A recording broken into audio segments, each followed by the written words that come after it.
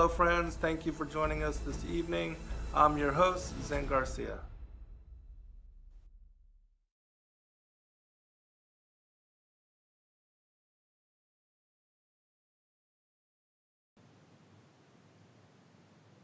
Because we are told that after the great war that they fought with God, they became cold in their blood and they cannot stand freezing weather, which is why they require human blood.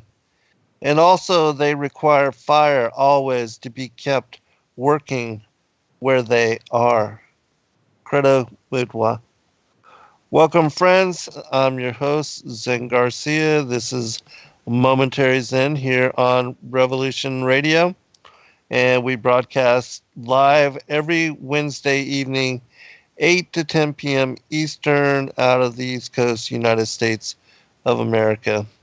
And I appreciate all of you taking the time to join us this evening in live broadcast. It's my great honor and pleasure to be able to speak to you in this way and to be able to share the strange, weird, esoteric things that I've come to learn of the reality that we are contending with regard to the powers, the principles, the rulers of darkness and wickedness in high places. And certainly there seems to be an acceleration to the agenda of the powers of Legion, the forces of darkness in this world, and that the gap between what is the material and the spiritual seems to be overlapping, so much so that these entities are able to enter and to influence humanity in ways that they may not have been able to prior. And so we are certainly in a spiritual war, and humanity is recognizing more and more that there's something to the whole theme of what the book of Enoch speaks about as far as the condemnation and the curse of the spirits of the giants and the fallen angels, and how because they have no part in salvation, that upon death and dying they must seek a body to possess in order to maintain form and to hold manifestation within this time space dimensionality. And that's also something that is brought out in the very ancient traditions and oral um, the oral lore of the indigenous peoples worldwide, and also the mythologies of all the nations of the world. And speaking about a very ancient time when these entities, those demagogic rulers that came here to this earth being banished by the Most High God, that they were cast down, exiled, and held prisoner here. And they had arrived a long time before our ancestors as far as modern humanity and the children of Adam and Eve. And it is preserved in the legends, the ancient lore of the indigenous peoples and native peoples, also worldwide, that these entities, when they descended out of the heavens, what the Sumerians called the Anunnaki, those who from the heavens to the earth came, that these particular deities demanded reverence, and that more than anything, they wanted to be worshipped as gods, and that in establishing what has come to be known as the pagan religions worldwide, that give and honor a pantheon of gods and goddesses that they instituted into their religious practices ritualized blood sacrifice. And so we're going to talk about that this evening. And I'm going to share with you some insider testimony of individuals that have put themselves at great risk in speaking about the things that they have revealed to the world. And it's only by the grace of God that their testimonies were and have been preserved by researchers, investigators, and those that have done a tremendous service to humanity in sharing these stories and this information and these revelations. And of course, it's difficult material to digest and even to consider, and really it takes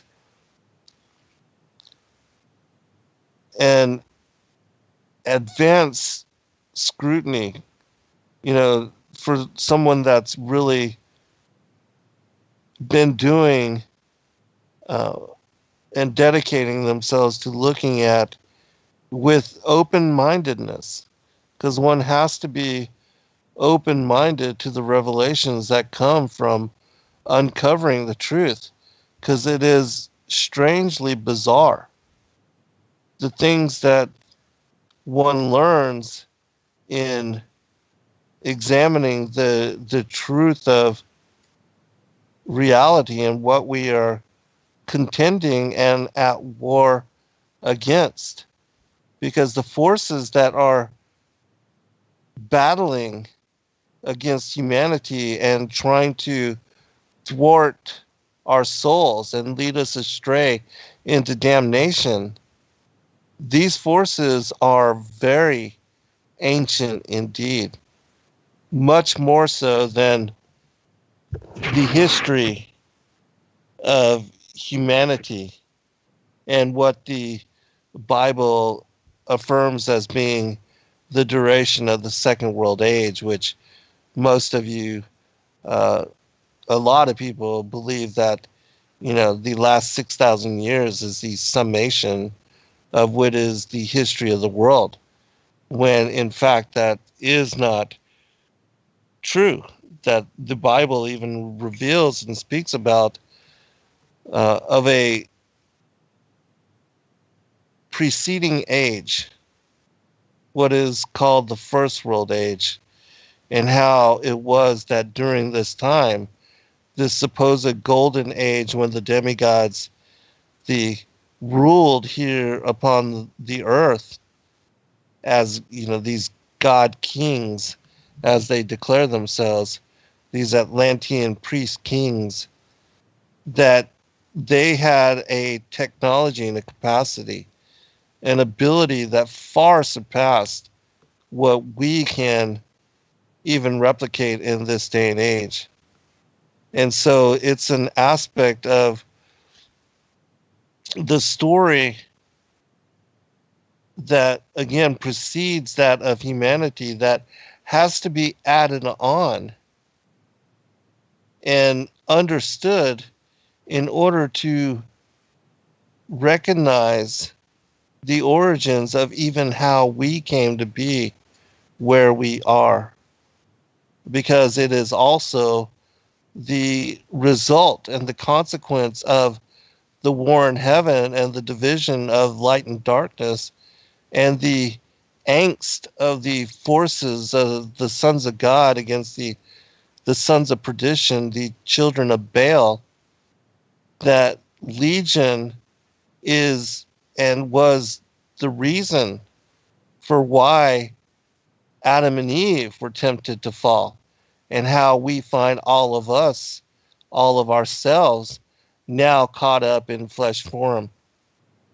And that the original war, the rebellion of Lucifer and his temptation of a third of the angels of the Most High, and their joining him in insurgency to attempt to overthrow that of Christ in his dominion that we see preserved in Scripture. Yahushua telling us that he had seen Satan as lightning being cast down from the heavens. And without the fullness of this understanding, one would not be able to conceptually understand what he is alluding to. Because this is, again, one of those ancient mysteries that stands revealed plainly in the scriptures when one has the eyes to see and the ears to hear and a mind to understand. But yet, because these things are not spoken about in the mainstream churches and not even brought up for consideration, they are secrets that remain hidden. And it is understanding that remains for the elect alone. And that's why so many, believe that the earth is only 6,000 years old. When, the evidence stands contrary to such belief that, we are even have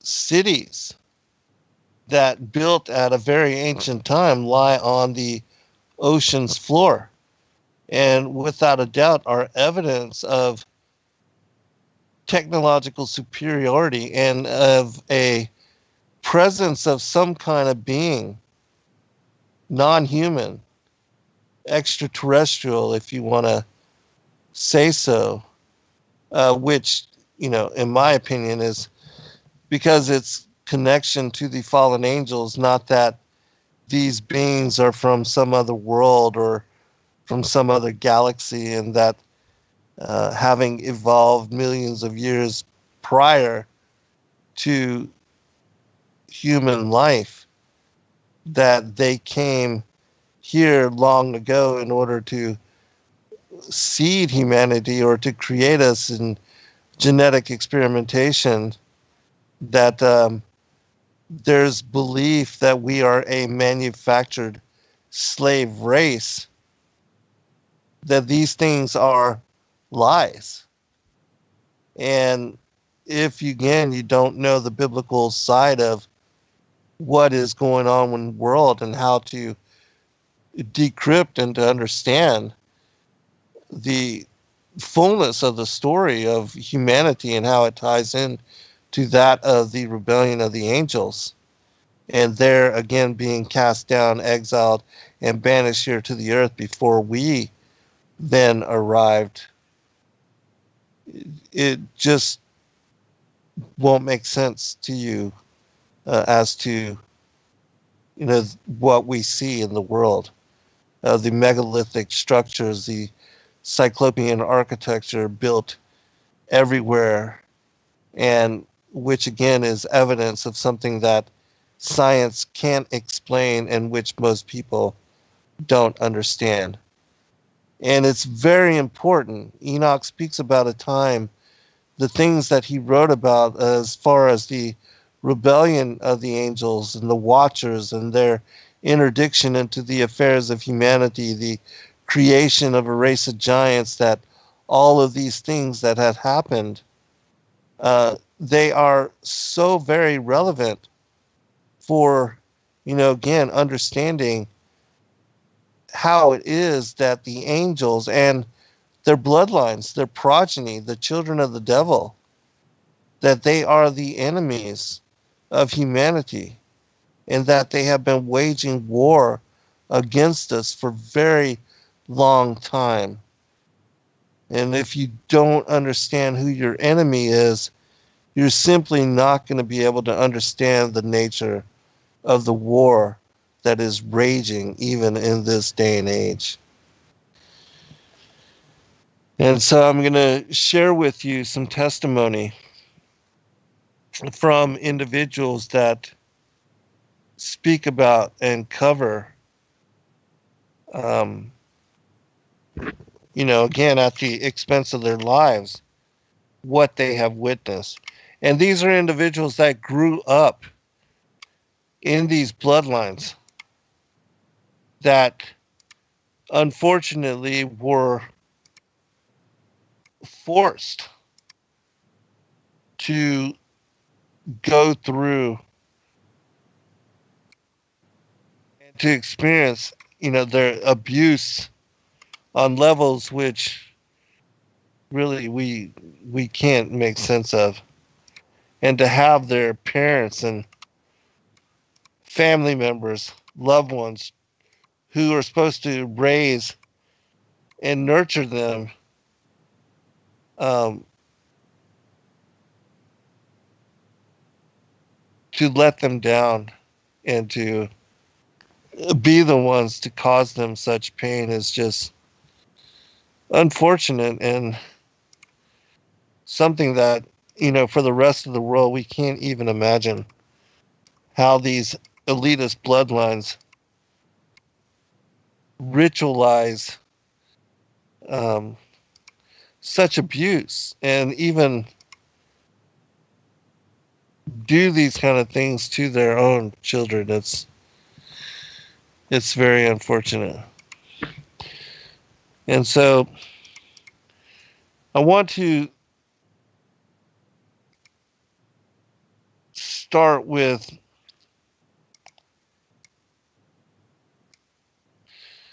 one individual. I have to see if I can find her testimony because I had it included in this release of this new book. And what I'm going to be reading from is actually part of the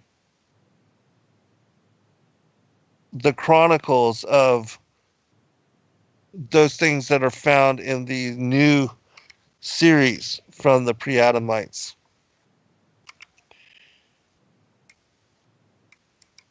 Actually, instead, I'll look for it over the break, and I'll just start with another individual who, her name is Arizona Wilder, and she was a person that had a deep connection with the Illuminati and was one of those individuals that had reached the status of what is called a mother goddess, and that she was able to perform and to be involved in the blood sacrifice in a way that most individuals like myself, yourself, were not privileged to.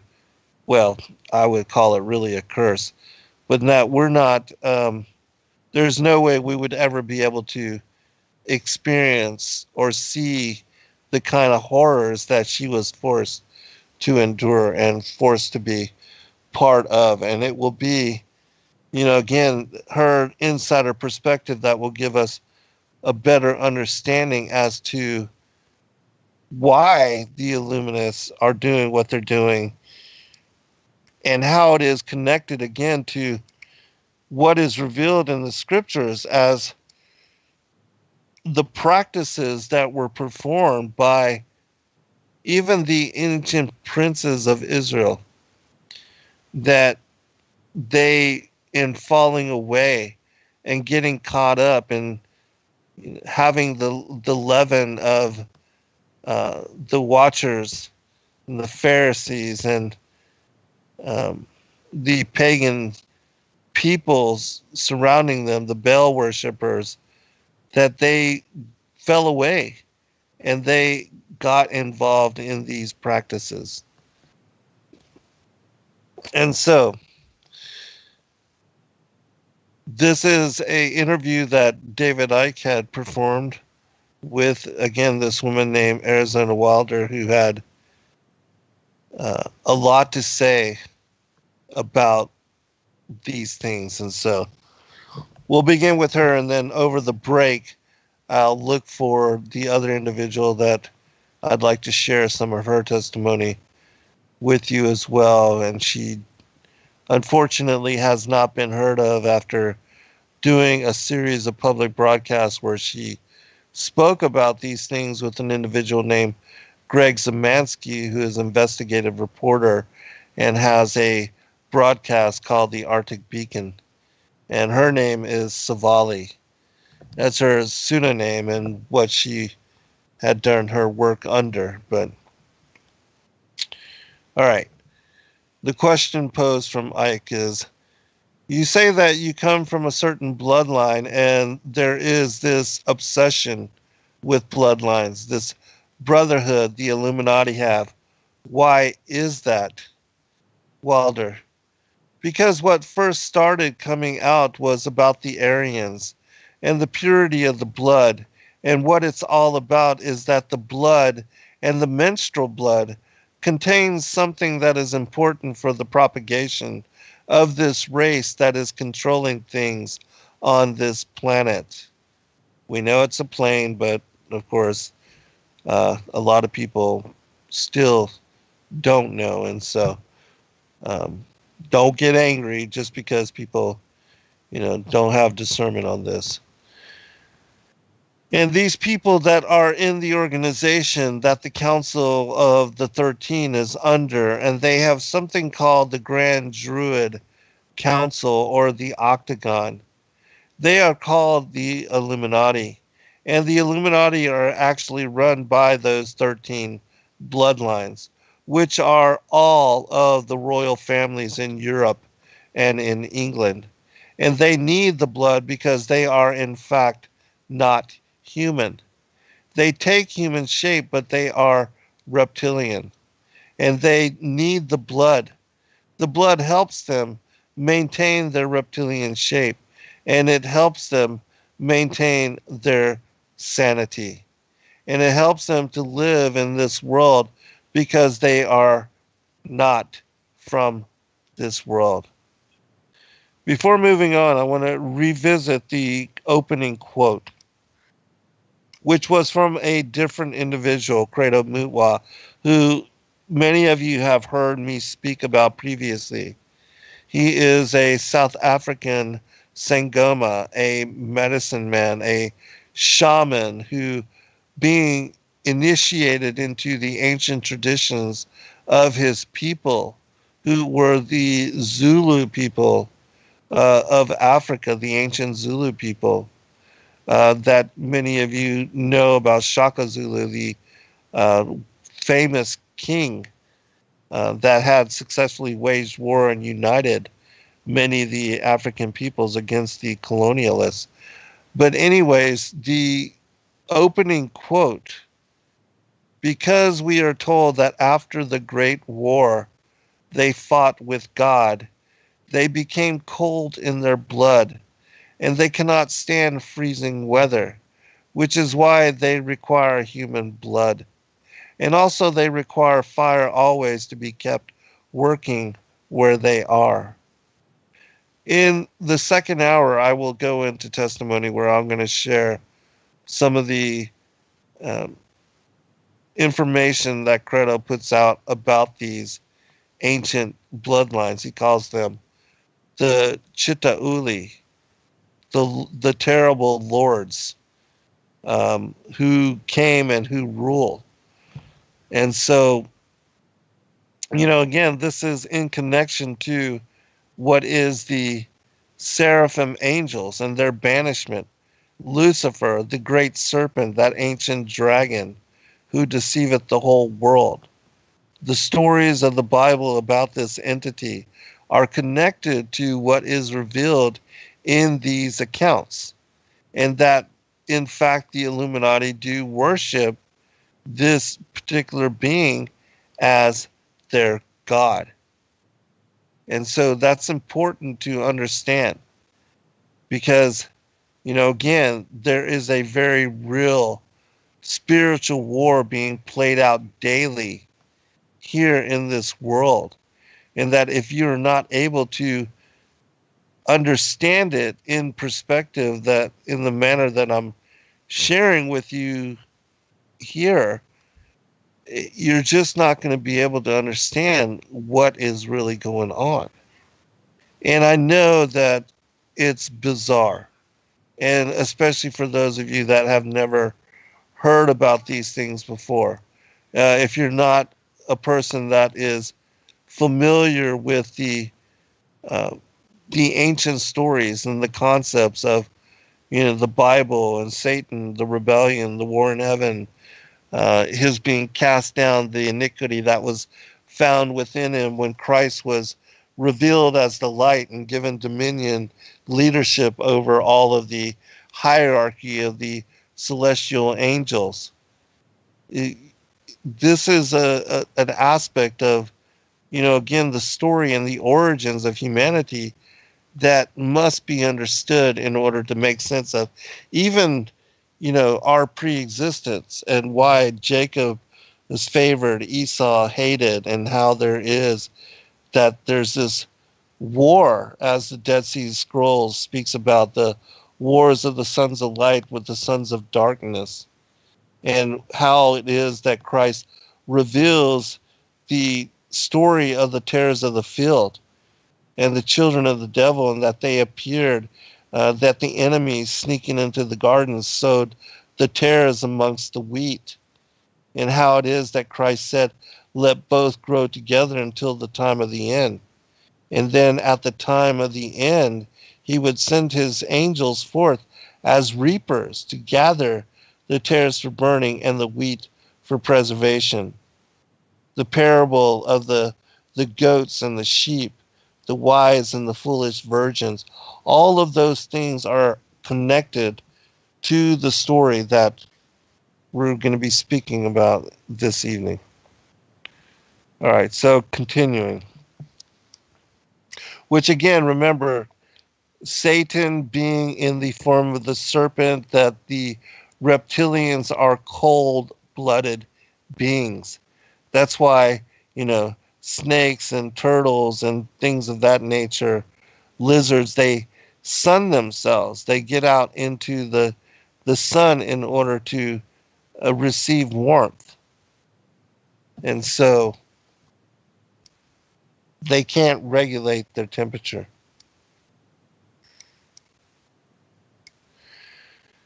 All right, continuing.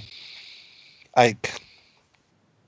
Does that relate to what the Nazis called the virile power and what the Hindus called the serpent power in the blood? Wilder, yes.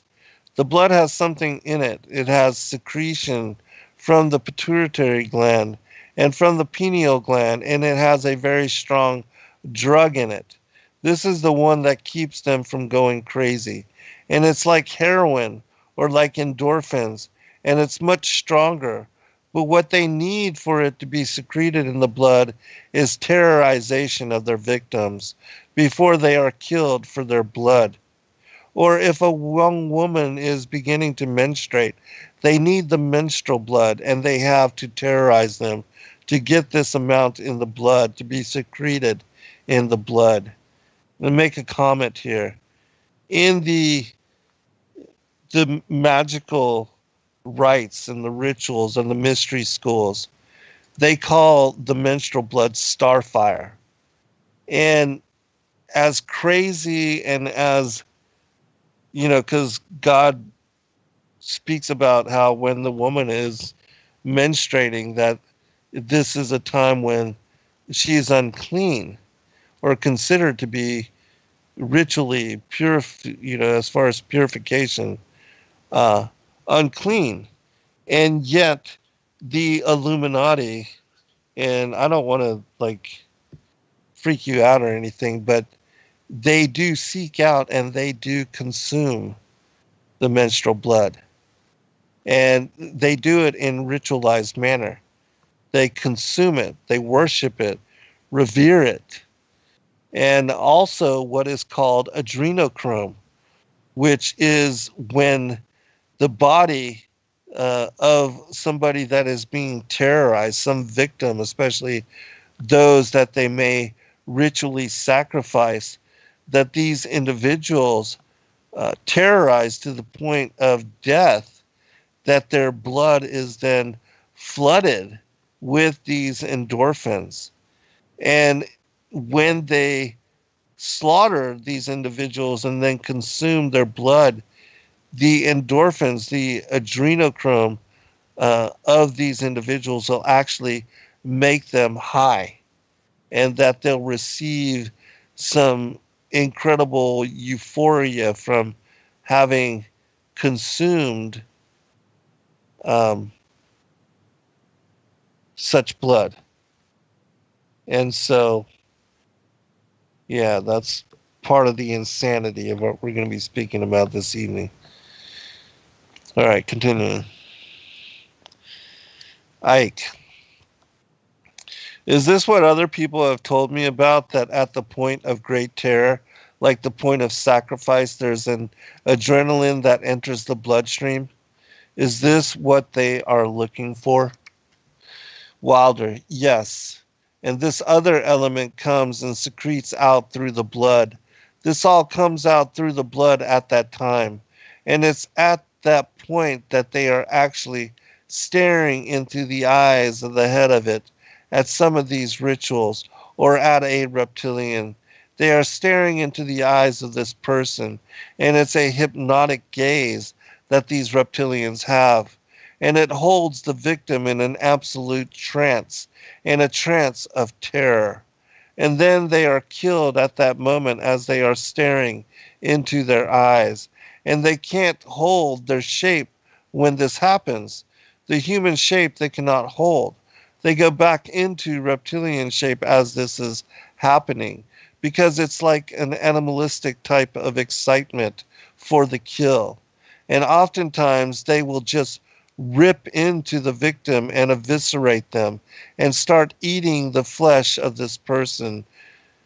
And the fat from the intestinal areas is highly valued, as they use it on their skin, and they drink the blood. And the blood is highly sought after.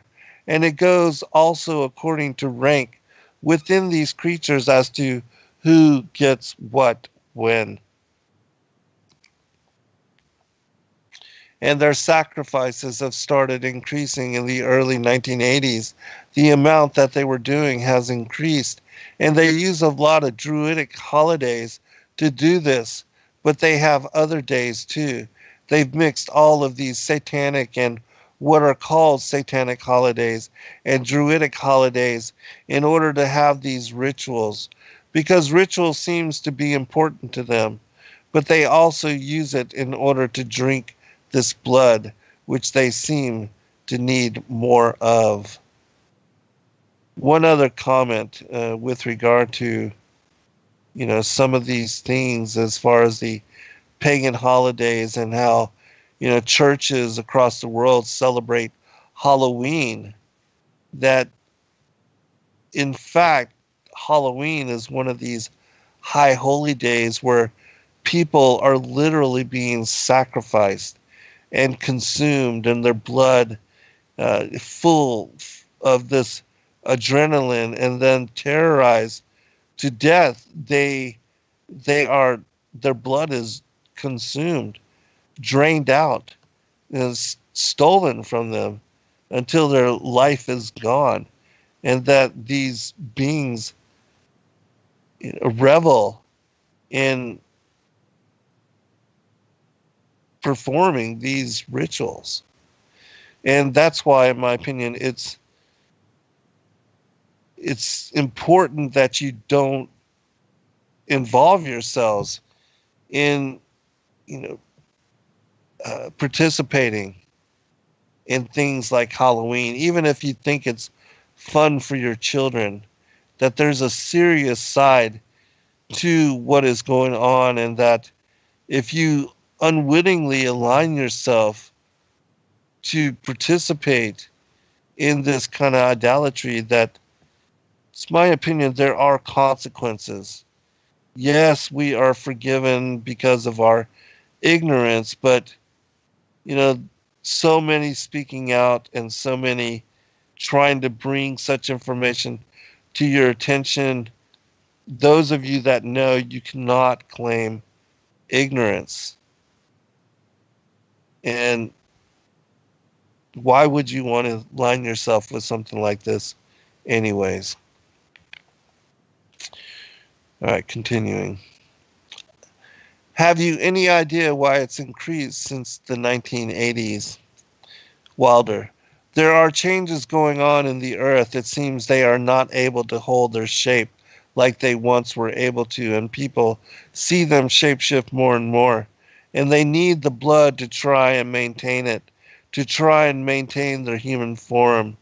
I believe there's a time coming because of what I've been told when they are not going to bother having to hold human shape as they had before.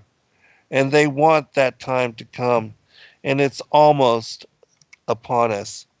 Remember the whole theme of the Albert Pike wanting to bring out into the public the whole doctrine of Lucifer and the celebration, the worship of it. This is what they're speaking about. A time when they no longer have to concern themselves with um, trying to hold the charade and to maintain the deception.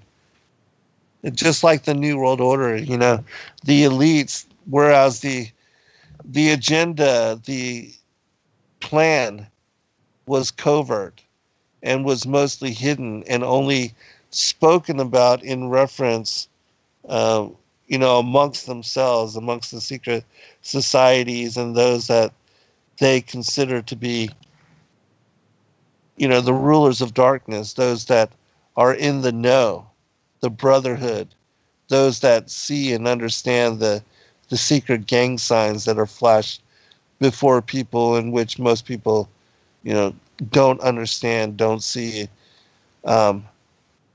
They are now speaking openly without concern and with an open challenge to humanity to do something to stop them, because they believe we are past that point. We're beyond a time when humanity collectively can do anything about the agenda and about what is now coming out in disclosure. And certainly I do believe that, it's going to take the return of Christ and second advent to decide the harvest and to bring forth the separation of the wheat and the tares. Continuing.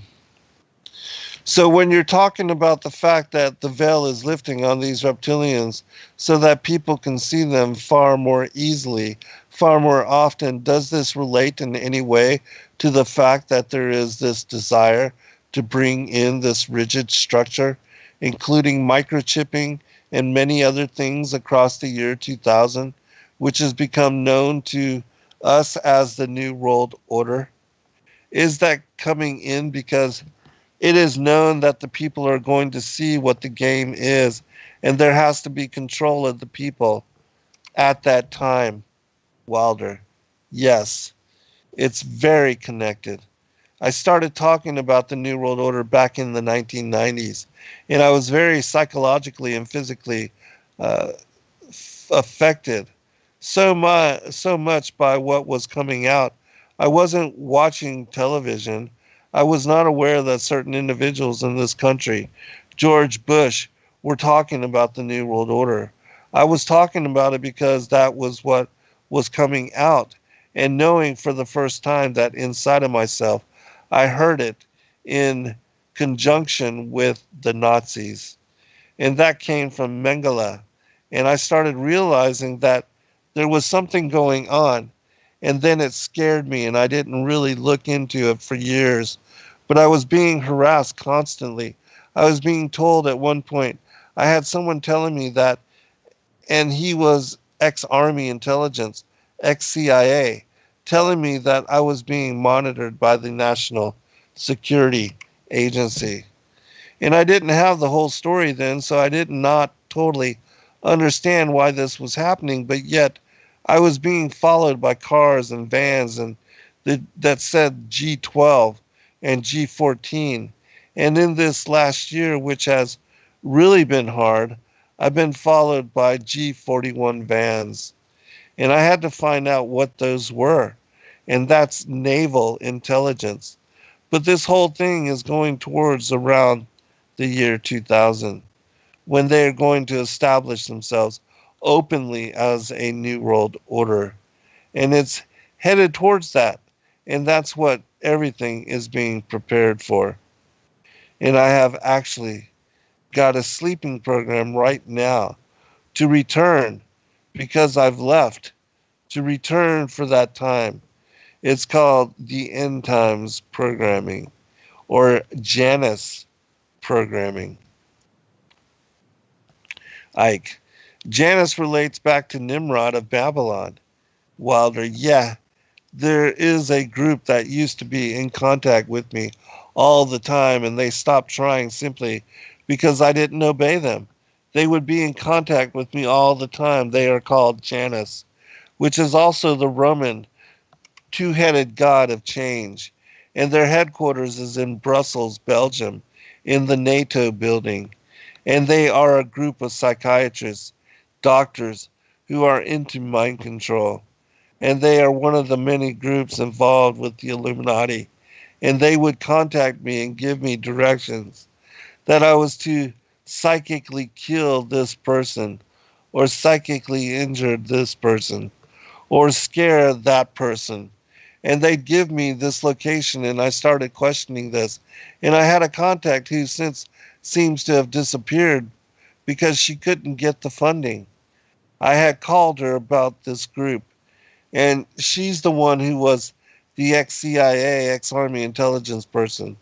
And she knew these people. And she said, yes, you're right. This is what is going on. Ike, in your experience being brought up in this Illuminati environment, were you ever told anything about where these reptilians came from and what is the history of it all? Wilder.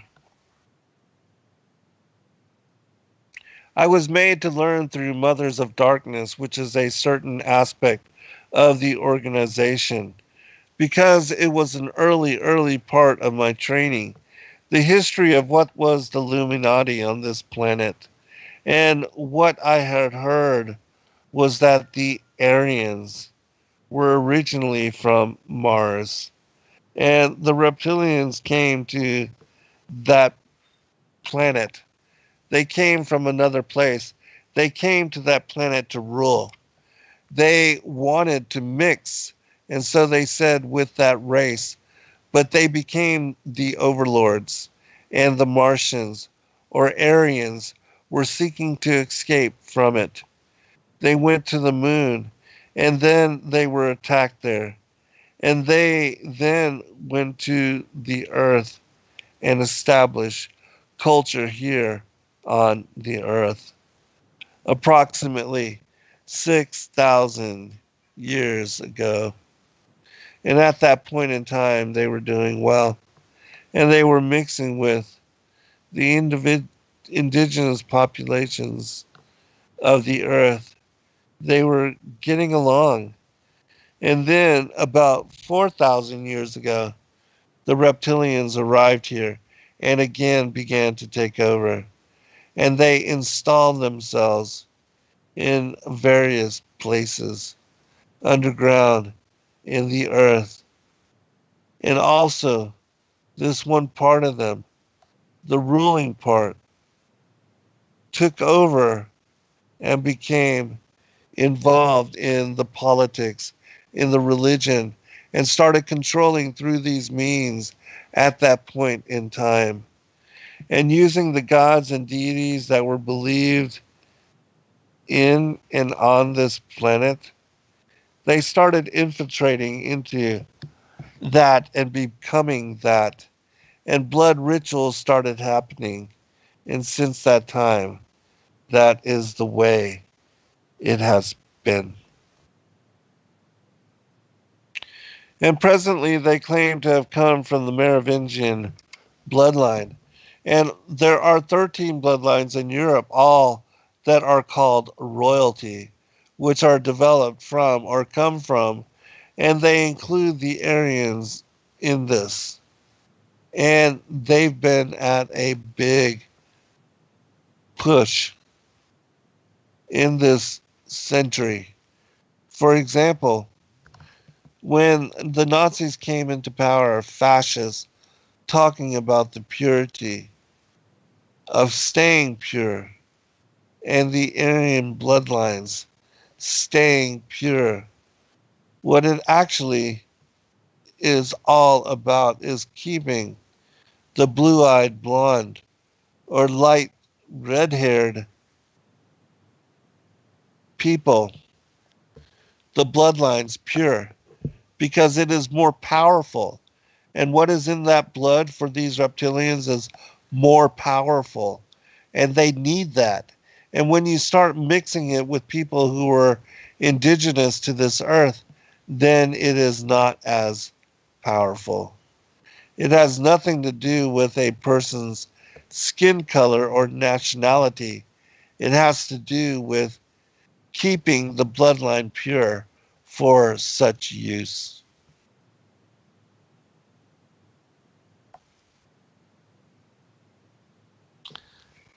Ike. So blonde hair, blue eyed people are the purest from the reptilians' point of view, and they want to keep that bloodline pure because of how they need to use it. Wilder, yes. When I myself realized it had to do with blonde hair and blue eyes, I cannot do anything about my eyes, and I'm not able to wear contacts, or I would have brown eyes. But one thing I did was to cut my hair off, because that was part of the rank I was. My hair was down to my knees, and I colored my hair darker, and there were times after I did cut it off that they had gotten to me. And so the hair would be light red, but that is being in compliance with them. And I did not want to be in compliance with them. I want to expose them, and this is part of it. And I won't be what they want me to be. Ike. When you look at some of the ancient accounts, like the Sumerian texts and many of the other ancient accounts, they talk about the gods interbreeding with humanity. Is this relevant to the reptilian way of infiltrating the human race? Wilder. Yes. It is because human beings all through the ages have accepted God's interbreeding or being accepted as humans. And that shows in Christianity. That shows in Judaism. They have also used Egyptology or the Egyptian religions a lot. And the present head of the Illuminati compares himself with the Arthurian legends of the Round Table. And the name that he carries from that is Pindar, which actually means phallus of the dragon. And the other name, Osiris, he has carried because he takes the name at this time, the Marquis de Libero, which means the liberator of or from the waters. I'm going to stop there for just a second because many of you know that in the work that I've done, I've spoken about how this particular being, of which Barosas, he talks about this being called Oannes. And Oannes is a fish god, half fish, half human, that coming from the seas was said to have brought culture, language, mathematics, knowledge to the different civilizations that he interacted with. And that he was the one that was responsible for establishing, their what is society, what has come to be known as advanced thinking, understanding, and that he was revered, worshipped as a god. And this was in the the Philistines, they worshiped a deity called Dogon. And even in the Lovecraft novels, they call this being Cthulhu, the cult of Cthulhu. And we see that the Bible, the Philistine giants, Goliath, that when he took the Ark of the Covenant, that it was taken to a temple that worshipped this particular being called Dogon. And that even the Catholics, that the Pope, he wears a hat called a mitre. And this mitre is and resembles the head of this particular god. And it is a tribute to what is the unseen underground worship of this particular being. And so even the Catholic Church, at the higher echelons, just like in the secret societies and the Freemasons, that at the highest levels, the 33rd degree and on, that these particular beings, they know without a doubt that they are worshiping Lucifer and that they give allegiance to him.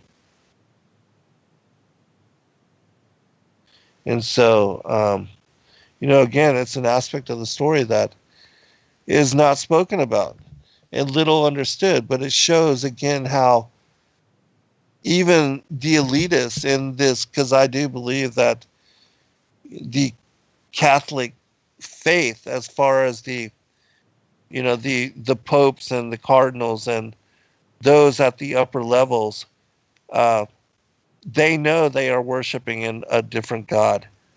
And that even Pope Francis just recently, and you can look this up for yourself, just keyword search about how he declared Lucifer as being their God.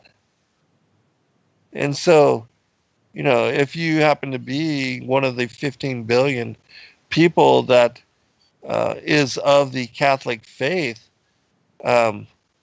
consider that your leaders are and have allegiance and take blood oath to a different deity from that of the Father, the Son, and the Holy Spirit. And so, do you want to participate in something like that? It's just like the lower level Masons who believe that they are, part of an organization that does good and is involved in community service. I mean, look at St. Jude's Hospital, run by the Shriners. Again, and the red fez, their particular hat, is connected also to Dogon and the worship, the reverence of these beings. And Credo even speaks about how the ancient shamans of his line, they also wear this red fez, this hat, and it's in relation to the reverence of these ancient gods. And, so take it for whatever you want. All right, we are at break. We'll be right back, everybody, and I'll see if I can find this other testimony. And we will be continuing with this as well, because there's a whole lot more to be said. We'll be right back for second hour.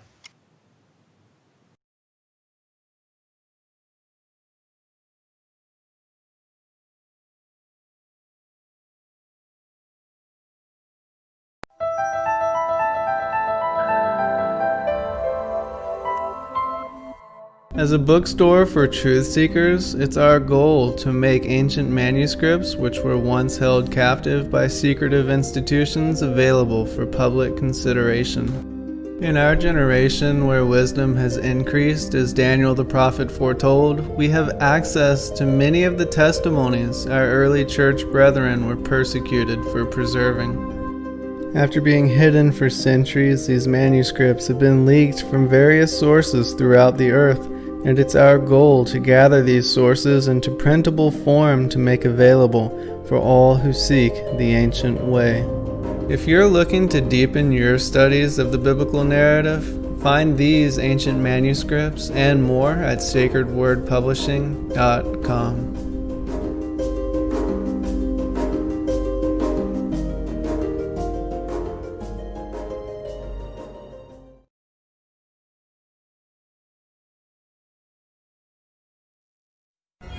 Every day, questions arise.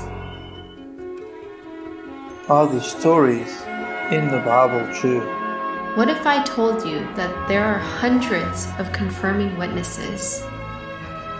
Which give intricate detail to the stories in the Bible.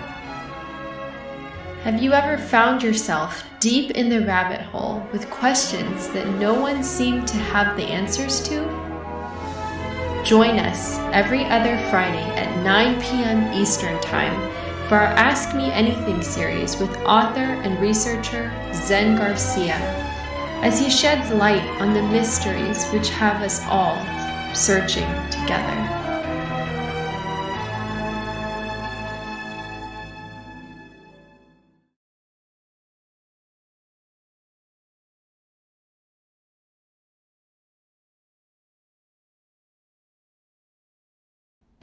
Your partnership with Sacred Word Publishing goes further than the publishing of ancient manuscripts and weekly video content. You also make a huge impact across the earth in orphanages in Myanmar, India, Uganda, and Kenya. Your support is crucial for the development of the ecclesia of real truth seekers. We thank you for joining us in hosting Secrets Revealed, Momentary Zen, the Digital Readers Club, Ask Me Anything series, and other shows that have helped lead so many to the truth of salvation. To become even more involved, please visit patreon.com/sacredwordpublishing, where you can partake in exclusive, interactive, patron-only content and help us continue shining the light of love in this darkened world.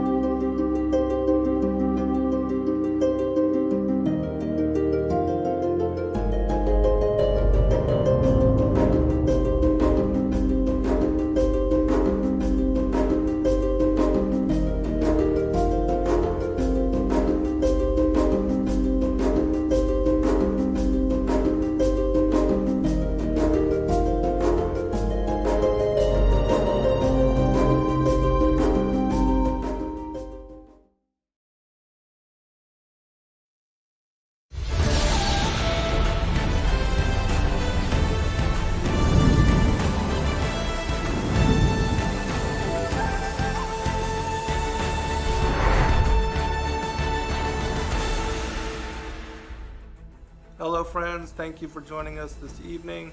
I'm your host, Zen Garcia. Have shared with us insight into the blood ritual, the blood sacrifice that is going on in the Illuminati circles, the secret societies, and the things that they are doing behind the scenes, which most people don't know about and haven't heard or know about. And so it's not a live interview, if that's what you're asking. All right, we're going to continue because there's a lot to be covered. I'm going to go back into the testimony of Wilder, and then I'm going to bring forth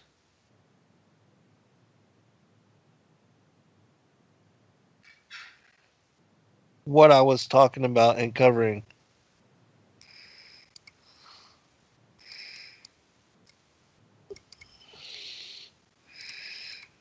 And then I did find that what I wanted to share with you, as far as some of the other sacrifices that are going on.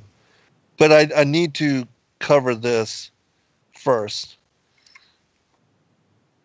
and get to the end of this particular, what I was talking about as far as Pindar and Osiris and the worship of these ancient gods. All right, continuing. And the story of Osiris is that he was cut into 14 pieces and thrown into the river Nile, and Isis found the pieces, put them back together again, and she could not find the 15th piece, which happened to be the phallus. So a gold phallus was made, and this is very important in this group. In the Illuminati, this is important. It is important to think about the head of the Illuminati, because what comes from a golden phallus would be a superior seed for a race. And this is what they are doing with all of these bloodlines to keep the bloodlines going. They are impregnating people of Aryan blood that hold high stations with them, impregnating them with this seed of Pindar. And therefore, it's important to keep this history in mind and the names in mind that he is going by at this time. At the time when the Crusades were beginning, and even a little before, we find in a district in the north of Spain an important mystery. The mysteries that were still extant in that time have generally been known as the later Gothic mysteries. Those who were initiated were called the Templars, or the Knights of the Holy Grail. Lohengrin was one of these. The Order of the Knights of the Grail had a different significance from another order of the Brotherhood, which had its location in England and Wales. All the stories that are told of King Arthur and his round table relate to this other order of initiation. While the Knights of King Arthur concerned themselves rather with the events and affairs of this world, the Templars were able to be prepared to receive a still more sublime mystery, even to understand the great mystery of Golgotha, which is the secrets of the history of the world. Now, the thing of Golgotha, what the Illuminists and the mystery schools, what they celebrate as that mystery, is they believe that Christ married Mary Magdalene, and that he had children with her, which were daughters, and that these daughters represent what is called the Sangreal, the sacred blood, the Holy Grail. And they believe that the Holy Grail are that these children were the ones that seeded and then giving birth to kings, the Merovingian kings of both France and England, that it's these bloodlines that these supposed Illuminists are said to have origin, which of course is a complete lie. Christ did not have children with Mary Magdalene. When he came here, it was not about flesh. He was here to save flesh, and that he took on mortal form in order to do that.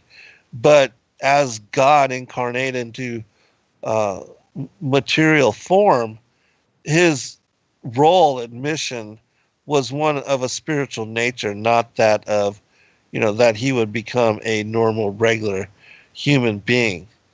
In fact, it was because he was not a regular, normal human being that he was able to perform the miracles that he did.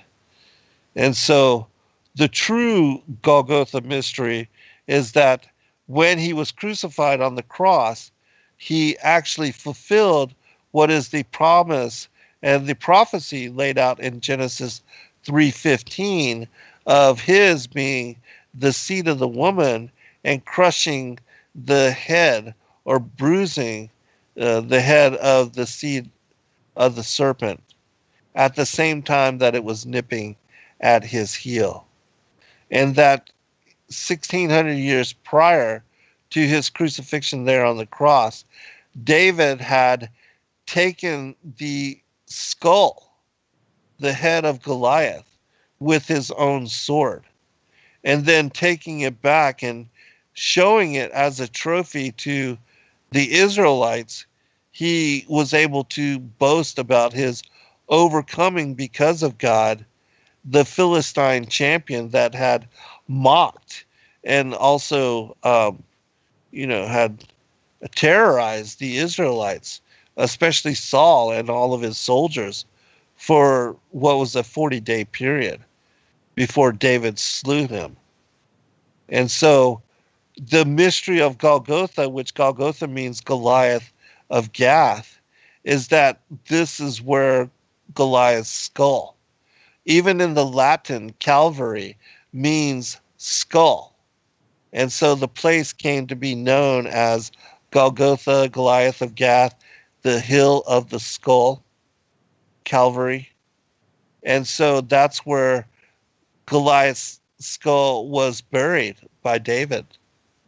And so when Christ being crucified there at Golgotha, that being on the cross, that prophecy, the real Golgotha mystery, is that he fulfilled the prophecy of Genesis 3:15 and was in fact crushing the head of the seed of the serpent at the same time that the seed of the serpent, Goliath, was nipping at his heel.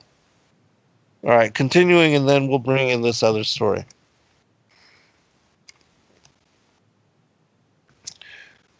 So would it be correct to say that the reptilians came to this planet because the Aryan Martians came to this planet? And had the Aryan Martians gone somewhere else, they would have followed them there.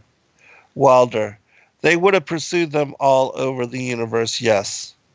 Ike: can we now go into some specifics about your own experience?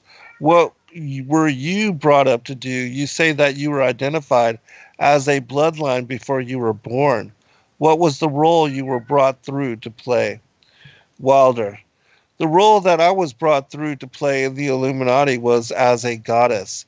Specifically, the address is Mother Goddess, or Starfire. And the Starfire goes back to the menstrual blood, what is contained in that. And the way that I was addressed was Mother Goddess. There are only 3 other Mother Goddesses, and there can only be 3 at a time on this planet. There is a male equivalent of which there can only be 3 of them. Why mind control someone to conduct these rituals like yourself? Why don't these reptilians just conduct their own rituals? Wilder: they don't seem to have the psychic abilities, and they look for people who have that, people in the bloodline who have that. And I've had a tremendous amount of psychic ability. And so I was picked and bred before birth. And this is also something that other survivors who have been in high positions have known about me and told me. What's the connection then between you having psychic abilities and those being recognized from the start, and you being brought through to conduct these major rituals? Wilder: well, it's kind of twofold. First of all, they needed the psychic abilities because they control or attempt to control events, because I would have the ability to foretell what was going to happen. And they needed the information to try to control an outcome that was good for them. The second thing is that during the rituals, you had to have psychic ability. You have to be very powerful in that way to call out the old ones who are also reptilian, that come from another dimension. They actually materialize from out of another dimension and are present at rituals. And they are so powerful, and there is such an evilness about them that they want out of this other dimension, and they have to be called out by someone who has that power. And the reptilians don't have this power. That's very important. They don't have this power to call out these old ones who have to do with them. What is it that the human have that the reptilians don't? That means they don't have the power to connect interdimensionally, and some humans do. Wilder. We have the ability to foresee, to be able to become vibrationally higher and to see into those levels and to go into those levels. And in fact, agencies use this. They call it remote viewing. Humans have the ability to go into the past, to go into the future, and to go to other places, to astrally leave their body and to see things. And we've always had this ability. And it's like having a third eye, which they don't have. They don't have this ability. So during ritual, these old ones are called out, and they are what Christianity would have called the demons.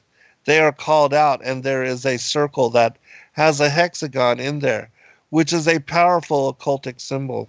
And then there is a pentagram. And then in the middle of that, there is a triangle. And if you're the one calling them out, then you stand in the triangle so that you're not devoured or taken by these creatures that come out. Ike. That creates an energy field around you which they can't penetrate? Question.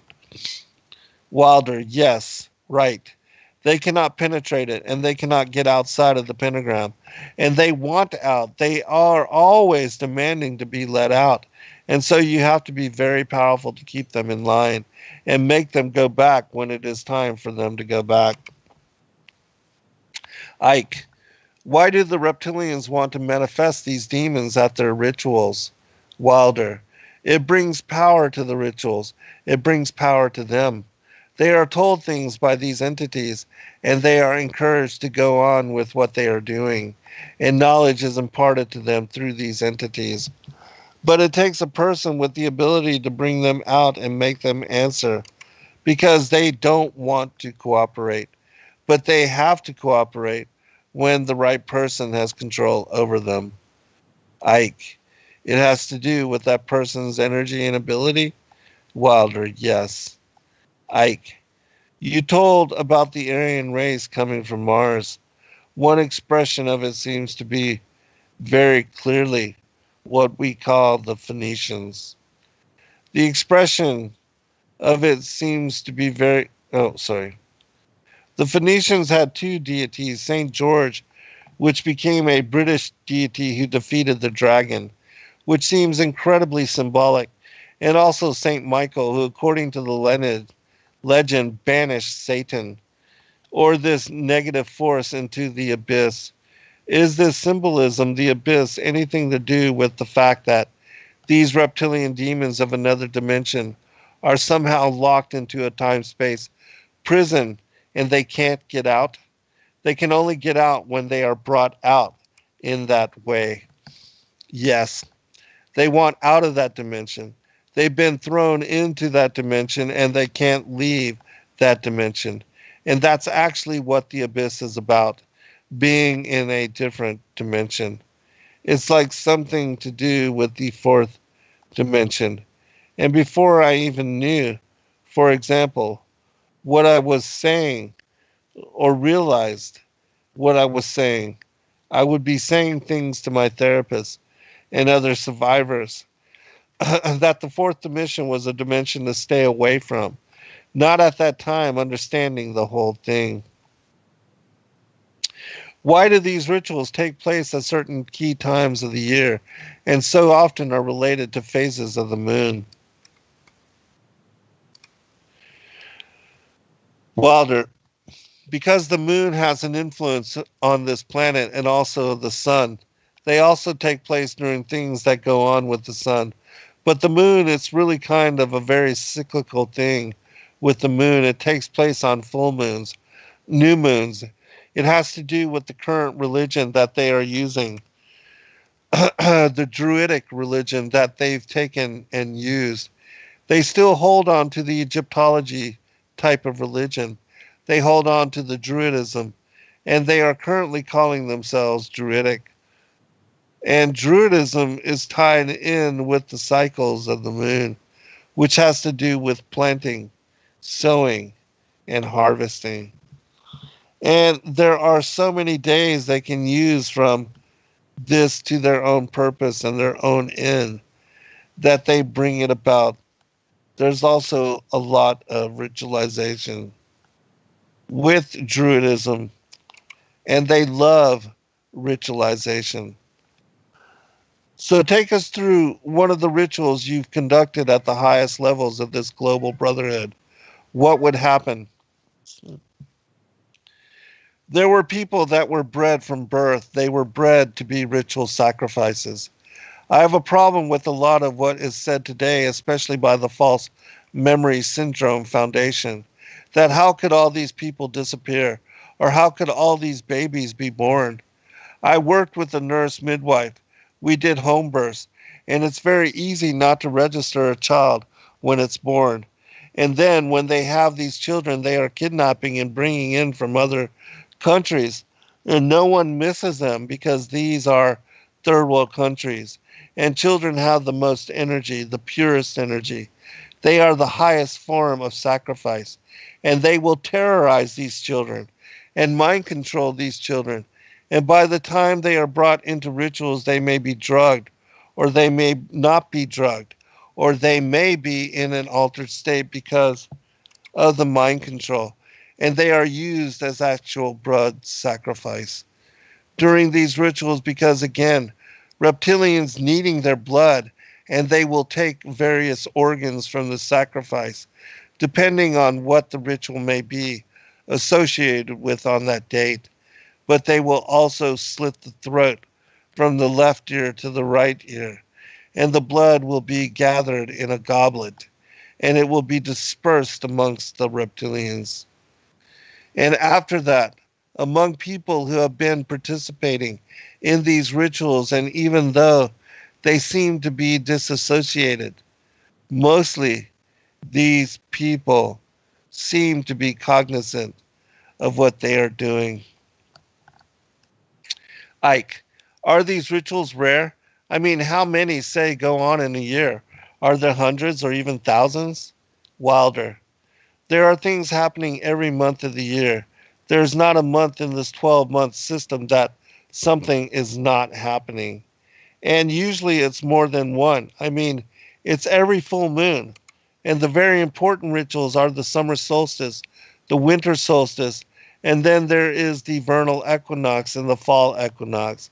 And then there is Samhain and Beltane.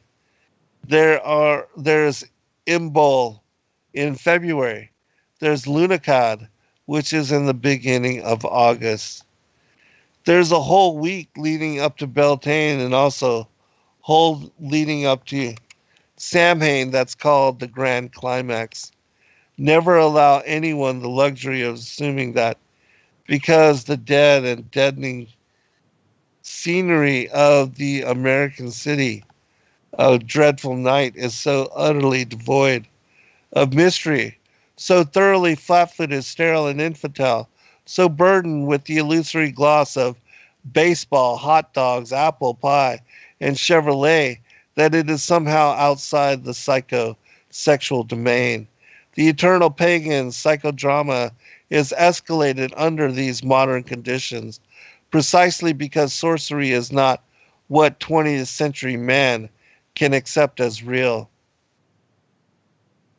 Ike, so May 1st is Beltane. Yes, May 1st is Beltane. Ike, Halloween,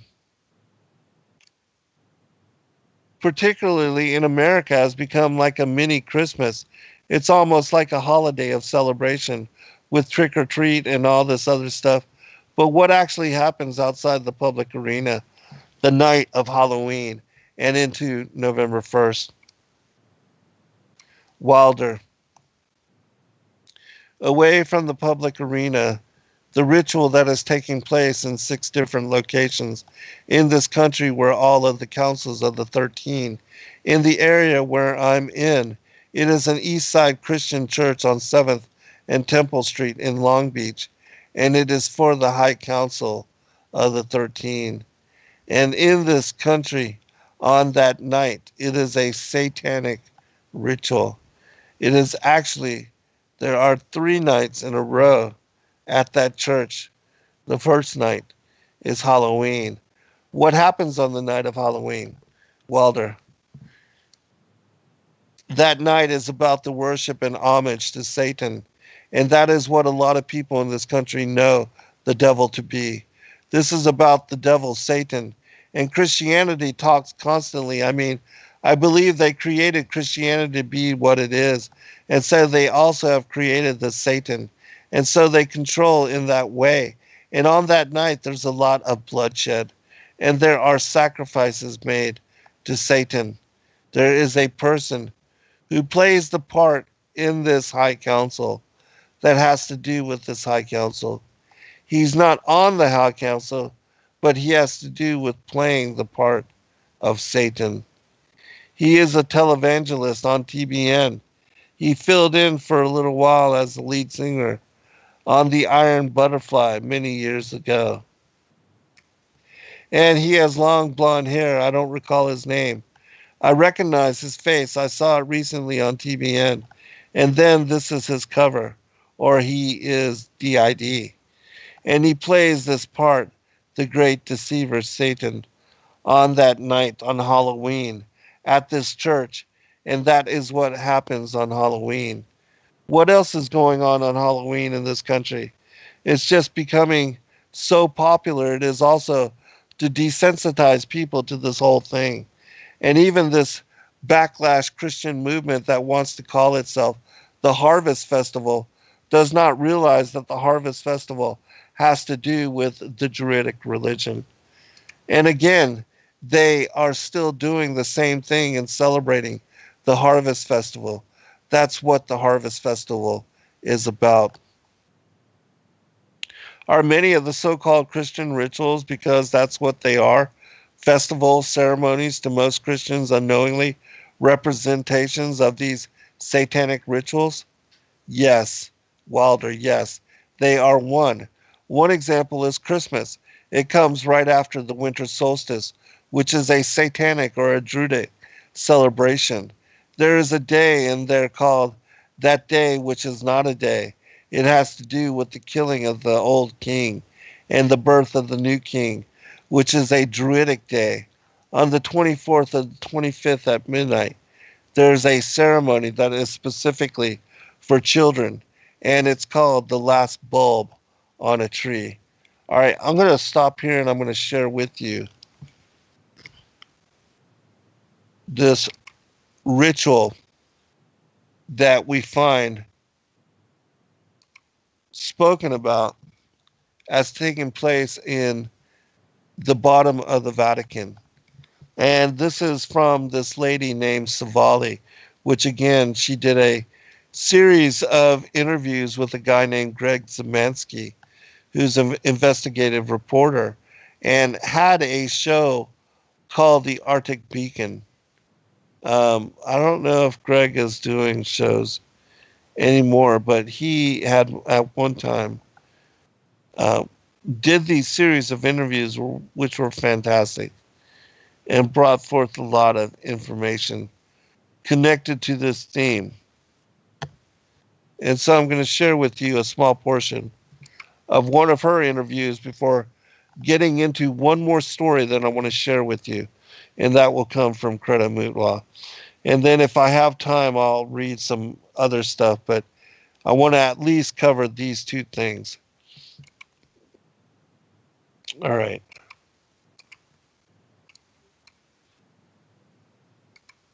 Let me enlarge the font.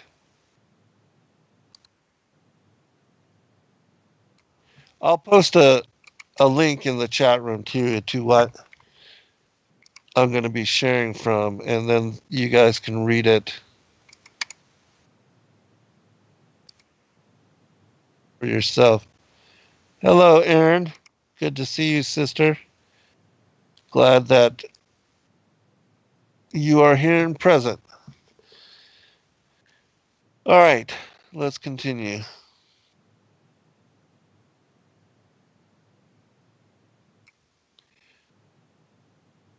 The satanic ritual and child sacrifice in the Catholic Church in the Vatican. Greg Szymanski. We're going to get deep inside the Illuminati, the family, the order. We have a guest who was involved with this group, born into it, for over 30 years. Her name is Savali. Savali, are you there? Yes, I am. Well, it's nice to have you here, and I know you don't give radio interviews, and I really want to thank you because I think it's really does help the American people to understand about this secret organization that you were born into, the satanic rituals in the Vatican. So I guess we could just start from the beginning and tell us right from the beginning. You were born into this from wealthy parents, and tell us about your training in this group when you were a young child and up until your orientation at the Vatican. Savali, well, that's a pretty broad area that it gives me hours. Szymanski, if you could just give us an outline. Savali, I was born into this group, born in Germany, came to this very young, and basically went through all the training that the group, all the members of the group, do undergo training to different degrees, depending on their role. By the time I was a teenager, I was a youth leader, and by the time I was 22, I became the youngest member of the Leadership Council in San Diego County, and at that time, I was a head trainer. I was the 6th trainer. I was moved up to the 2nd position. When I was 12, I had mentioned to you about the ceremony at the Vatican that they really do make all leadership undergo at some point. Szymanski. Now, basically, when you were growing up, I remember you told me that you were instilled at a young age. You were born into a very wealthy, well-to-do family. Savali, yes.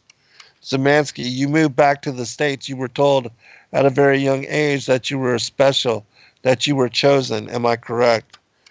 Savali, well, they tell everyone in the group that they are special and chosen. And in fact, that was one of the things that made me cynical when I was older. You will never meet a person who is an Illuminati, who has not been told and programmed for years that they are special, that they are the only one who can do the things for family. But I was told that, yes, I would do great things for family one day.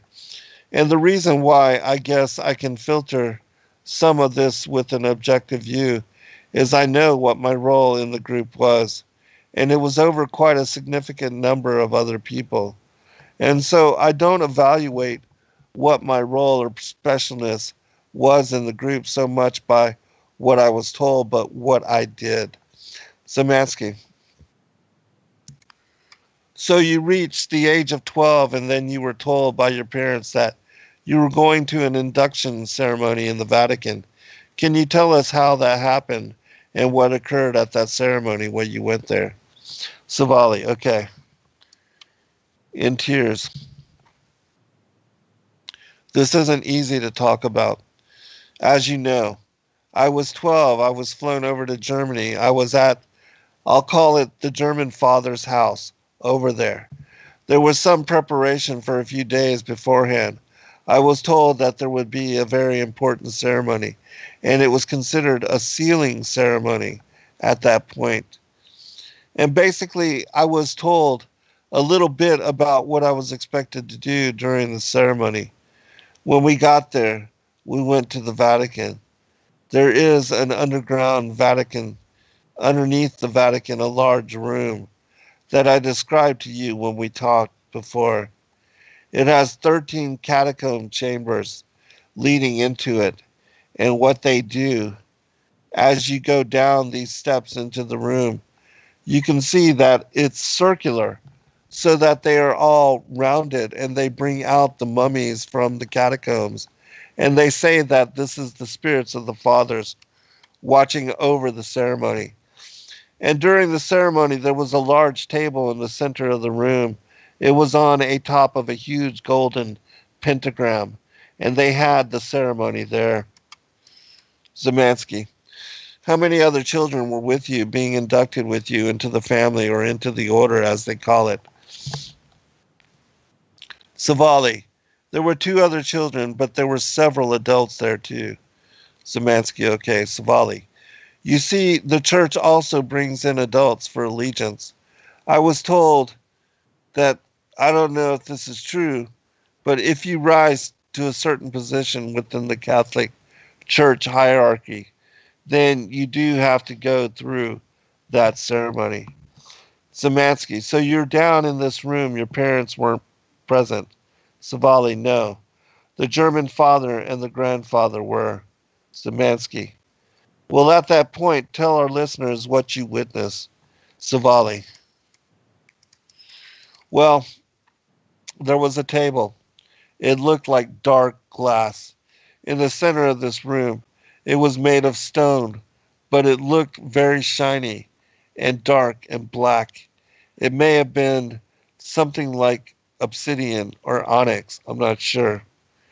That's the only time I've ever seen stone like that looked like that. And it had around the corners gold, I guess, channels that collects wood. And a little boy was placed in the center of the room on drugs.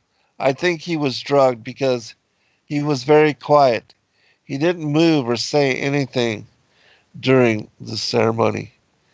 Szymanski. This was a little 3 or 4-year-old boy, correct? And then they continued to do a child sacrifice? Savali. Yes, they did. I told you about that before. Szymanski. Now, afterwards, quite. What an unbelievable experience for a 12-year-old. I just don't know. I mean, what went through your mind? Savali. I was terrified. I was absolutely horrified. I can't describe the terror you feel when you go through something like that. Szymanski, do you remember what the words were that were said while this was going on? Savali. The man was in scarlet. He was speaking in Latin. And basically he was saying, please accept a sacrifice on this day. And when he said, this sacrifice will seal the ceremony. And then he did it. Again, I was so terrified that, have you ever been in a situation where your heart is racing, but you can't do anything? And so you're just sitting there and you're caught up, fading in and out. Szymanski. I can remember as a youth being frightened, but I don't think I've ever. Savali, no. All right. Well, imagine your heart rate going up to about 220. You can't move, so you are kind of shaking, but you are trying not to show it. It was horrible. Actually, I kept thinking inside, I can't wait until this is over. I can't wait until this is over. I can't wait until this is over. Over. Afterwards, the man in scarlet, he had a huge golden ring on his hand. He came over to the center of the room and he had each of the people who were swearing that day. I had to go forward and kneel down before him and kiss his ring and swear my allegiance to the New World Order until the day of my death. Szymanski, now at that point you were escorted out.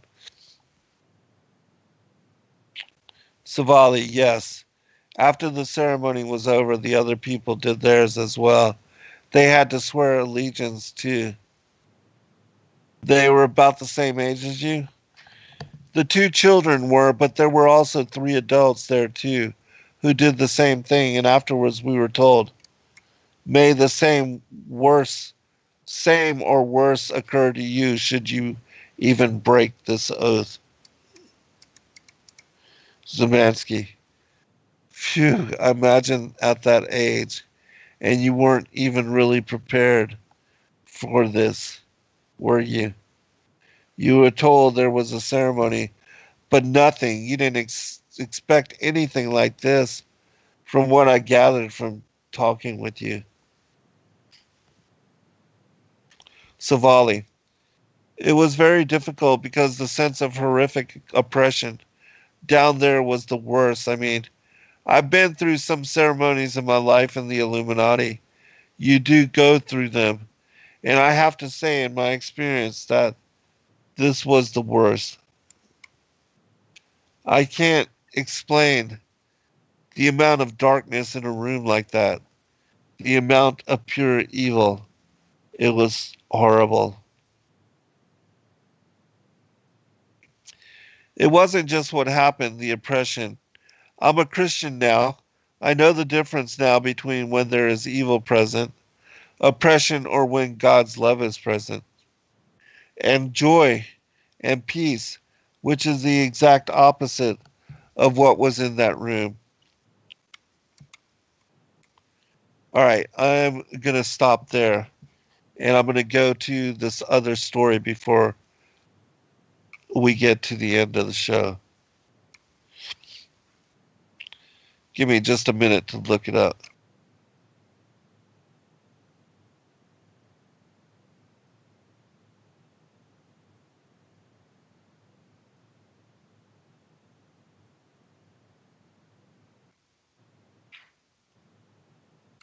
All right, just have to keyword search this. There's really so much more information that I wanted to cover, but maybe I'll do a part 2.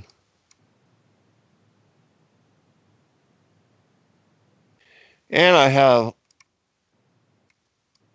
a lot I want to bring forth with regard to this new book as well, because as I said, a lot of this information is contained within the new one. Many of you know that we released the pre-Adamite, and the antediluvian world, but there is a second portion to that. The Dragon Lords, the antediluvian kings, and that will hopefully be released soon. I'll probably do one more proofread through it and then share it. So it will probably be a couple weeks after the conference, hopefully.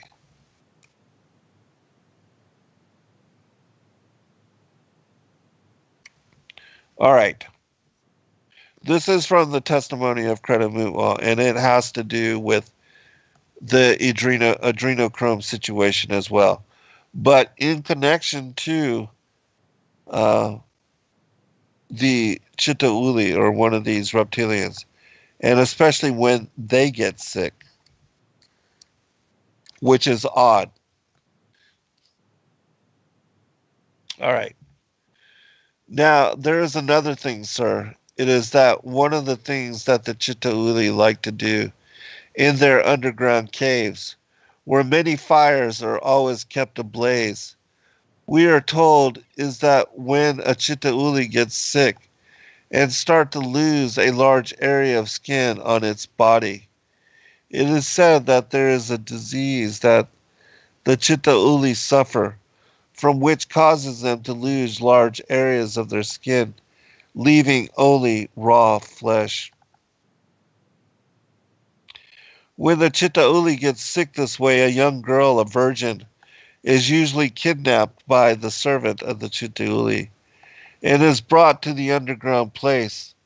There the girl is bound, hand and foot, and wrapped in a golden blanket, and is forced to lie next to the Chitauli. The sick Chitauli, week after week, being well fed and well cared for, but kept bound hand and foot, and only released at certain times to relieve herself. It is said that after the sick Chitauli shows signs of getting better, then the human girl is manipulated into trying to escape. She's given a chance to escape, a chance which is really not a chance.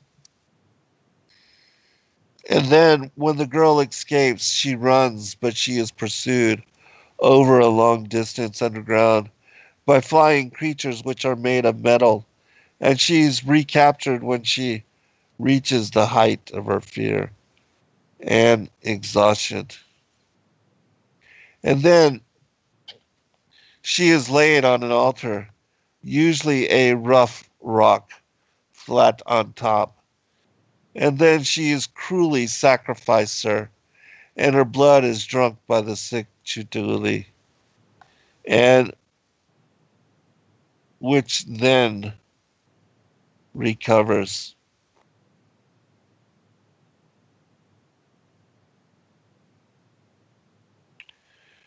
But the girl must not be sacrificed until she is very, very, very frightened. Because if she is not frightened, it is said that her blood will not save the sick Chitauli. It must be the blood of a very frightened human being, indeed. Now, this is the habit of chasing a victim, which was also practiced by ordinary African cannibals. In Zululand in the last century, there were cannibals who used to eat people and their descendants. Even today, will tell you, if they trust you, that the flesh of the human being who has been frightened and made to run over a great distance while trying to escape tastes far better than the flesh of someone who was simply killed.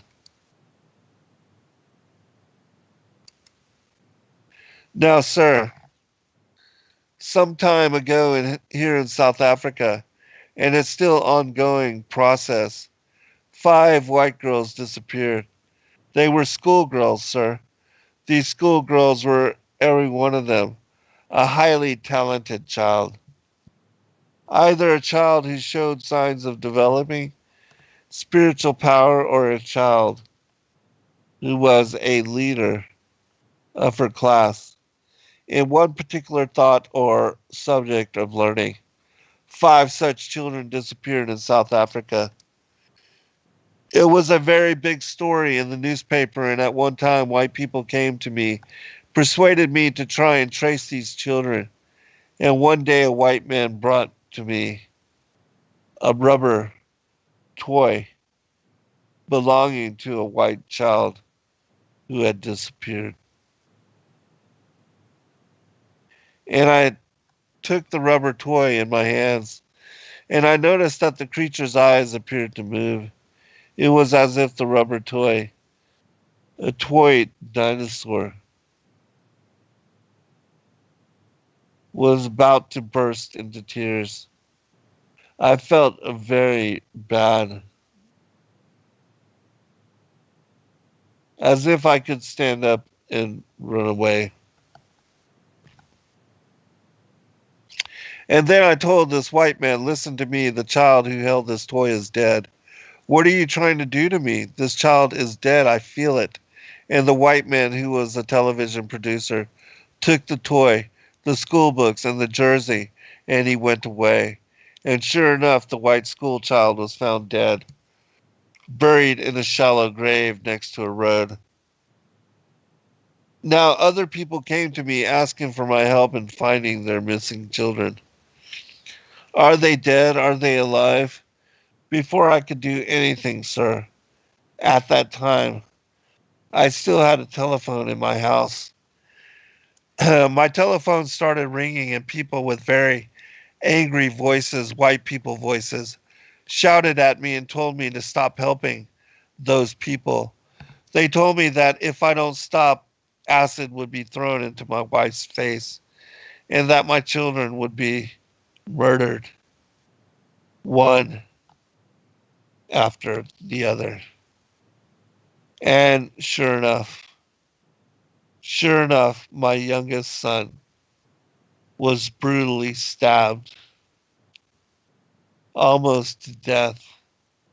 And one day, by mysterious people whom his friends later told me had been white-skinned people.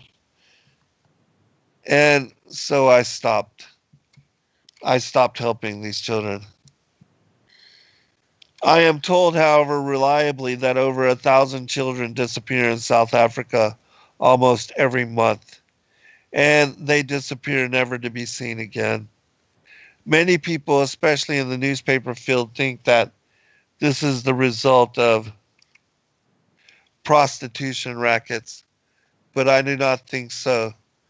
The children, if you check the history of many of these children, they were not ordinary street children. They are school children who stand out in their class, and because of certain subjects at which they are good, or who stand out in their class because of thoughts which are good, which they are good at. Not only that, sir, but ordinary women have disappeared. This way, in Masikenge, also at more or less the same time that the 5 white children disappeared. In Masikenge, 2 black school teachers, female school teachers, disappeared in their car and were never seen again. But I don't want to burden you, sir, with this terrible story. I'm going to just read this last paragraph, then we'll stop here and then I'll share commentary.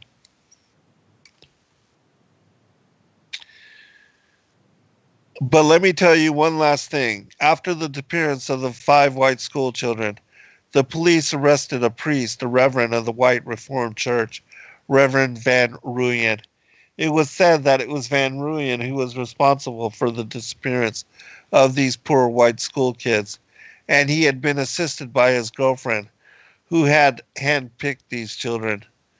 Before Van Rooyen could appear in court, a very strange thing happened. He and his girlfriend were shot in their little vehicle, a little 4x4 truck. And after they had been shot, the truck managed to come to a stop, a thing that a moving truck never does. And I was told afterwards by a white woman who knew Van Rooyen that Van Rooyen and his woman had not committed this crime. As the police had said to the newspapers, they had actually been murdered. Why? Because Van Rooyen was found with a gunshot wound in his right temple, and yet all the people knew that he was left-handed. All right, we're going to stop here.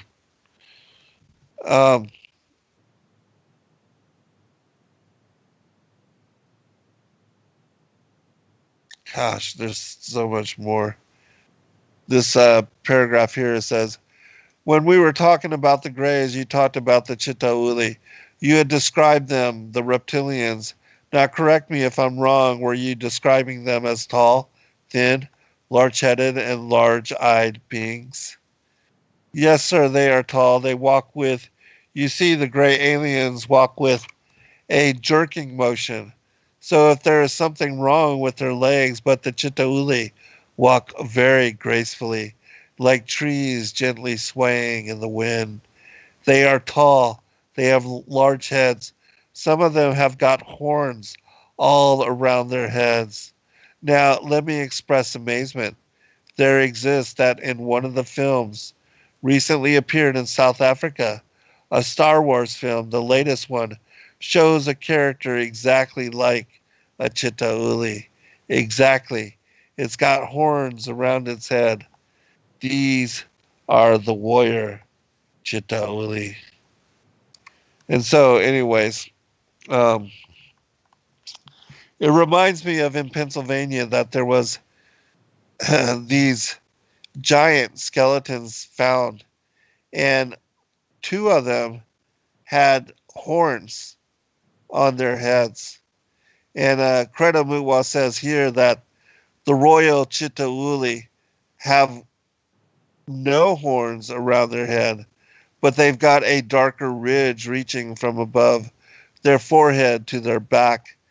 They are very graceful creatures, we are told, sir, but they've got this little finger. It's like a claw, and it's very sharp, straight claw, which they use to punch into human noses in order to drink human brains in one of their rituals. And so, anyways, there's really so much more that talks about these blood rituals, and there's the testimony of Princess Diane, her friend Christine Fitzgerald, speaking about the royal family and their connection to these blood rituals, and how it is that they also participate. And we see that in the Emerald Tablets of Thoth, which are supposedly 25,000 years old, and they speak about a time when the demigods were ruling and modern humanity was not even present. You know, this goes back thousands and thousands and thousands of years, supposedly before that of humanity. But in one of the manuscripts, it speaks about this same theme, as far as, you know, the blood ritual. Let me share that. Actually, we'll close out with that portion of the text.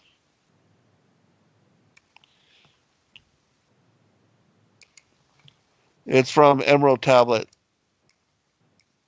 number 8. Let's see here.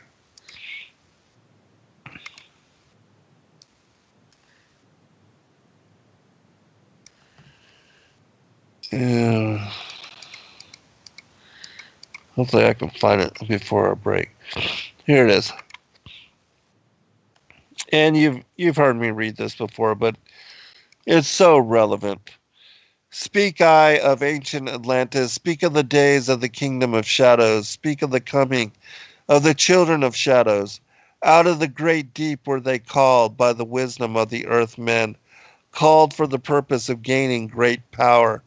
Far in the past, before Atlantis existed, men there were who delved into darkness, using dark magic, and calling up beings from the great deep below us. Forth came they into this cycle. Formless were they of another vibration, existing unseen by the children of earth men. Only through blood could they have formed being. Only through man could they live in the world. In ages past were they conquered by the masters, driven below to the place whence they came. But some there were who remained, hidden in spaces and plains unknown to man. Lived they in Atlantis as shadows, but at times they appeared among men. When the blood was offered, for they came, they to dwell among men. In the form of man they amongst us, but only to sight were they as our men. Serpent-headed, when the glamour was lifted, but appearing to man as men among men. Crept they into the councils, taking forms that were like unto men, slaying by their arts the chiefs of the kingdoms, taking their form they rule over man. Only by magic could they be discovered, only by sound could their faces be seen. Sought they from the kingdom of shadows to destroy man and to rule in his place. All right, we're going to leave it there. Well, I hope you enjoyed the show. Join us tomorrow night. I'll be on with Rob Skiba. We'll be continuing our Genesis Revisited series. And this is an early night for me and don't have to come on at midnight. So I'm very grateful, but thank you, all of you, again, for taking the time to be with us. I hope that you consider the things that I shared here. I know that it's difficult, especially for those of you that have not heard about any of these things, but, you know, all these individual accounts are confirming witness to the strangeness of what is this reality. So God bless all. Good night. Shalom.